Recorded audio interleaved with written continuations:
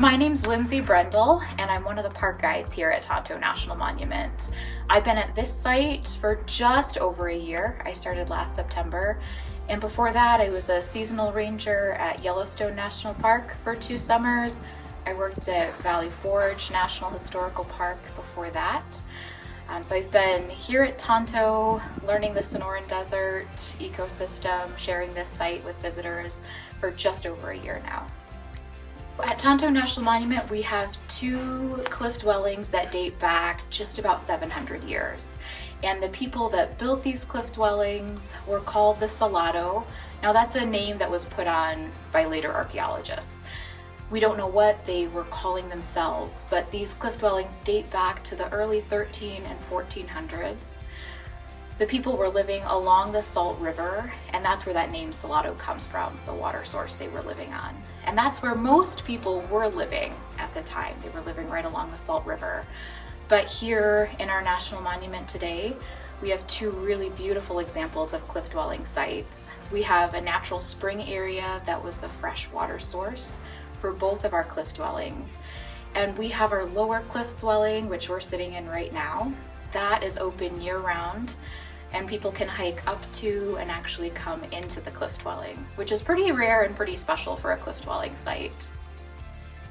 We have a half-mile hike, and it's a paved trail, but it is pretty steep. We hiked up it this morning, and I think we all could feel it. So that half-mile hike takes you from our visitor center area up to the cliff dwelling. It's paved about a 13 or 14% grade, so it's a steep incline, but you get to come up to and actually into the cliff dwelling. You can still see the black sooting on the ceiling of the cave, on the inside beams of the rooms. There's the original wood that's visible. You can see the handprints as that adobe was hard pressed to the rock to create the walls. And we also do guided hikes that require a reservation to our upper cliff dwelling. So with that hike, it's a totally different trail than the lower. It gains about 600 feet of elevation in just about a 1.5 mile hike. That trail's not paved, and we do those hikes November through April.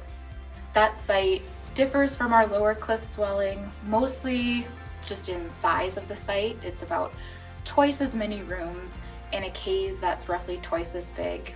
Probably housed around 100 people 700 years ago.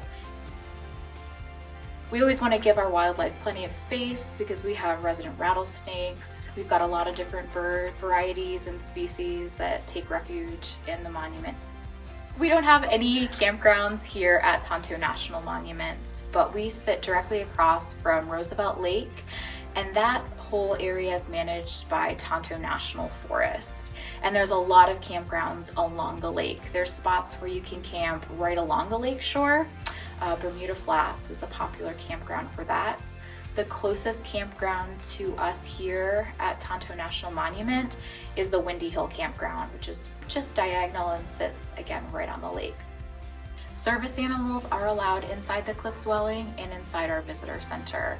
So it's a dog-friendly site, but your dog does have to remain on a leash at all times and can't go inside the cliff dwelling or inside the visitor center unless it is a service animal.